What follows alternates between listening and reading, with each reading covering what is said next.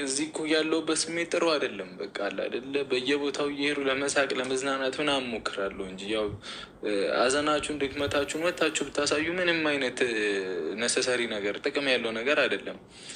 ሰው በእናንተ ላይ ሊስቅባችሁ ምናምን ነው ሊችል የሚችለው እና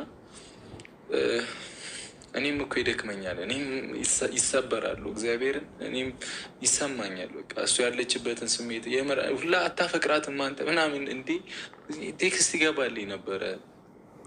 እንደዛ አልቅሳ ከመጣች በኋላ ትሄድ ነበረ ምናምን። እኔ ግራንም የገባኝ እንዲህ ዝም ብሎ ይኬዳል እንዲህ እናስብ እንጂ ዝም ብሎ እንደተመጣለን ቴክስት አይላክም ምናምን እና ዝም ብሎ እንደተነሳ ስለማታፈቅራ አይባልም። እንዴት ሳላፈቅራት ለምን እኖራለሁ? ካላፈቀርኳት እኮ ግልግል ብዬ ነበር መቀመጥ የነበረብኝ እኮ። ባላፈቅራት ኖሮ እንደውም ጥጎሽ በቃ ምናምን። እንዴ የማታፈቅሩት ሰው ጋር ለምንስ እሆናለሁ? ማላፈቅራት ከሆነ ለምን ከእሷ ጋር እሆናለሁ?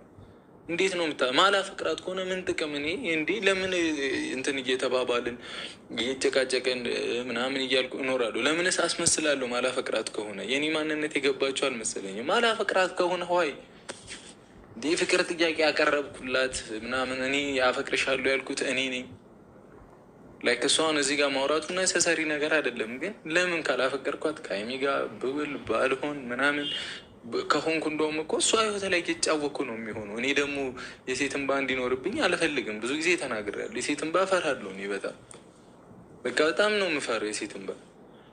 ስለዚህ በቃ መሄድ አለብህ ምን አይባልም። እዚህ ወይ ክፍለ ሀገር ምናምን አይደለም እኮ ያለችው አይደል? ልጅቷ ተነስቼ እንደ ልቤ የሚሄድበት ቦታ አይደለም ያለችው።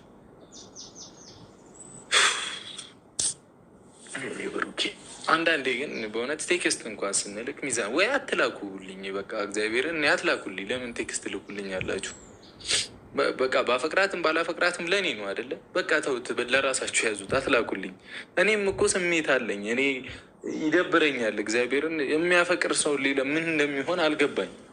አይባልም እንደዚህ ታፈቅራትም አንተ ምናምን ከባድ ነው።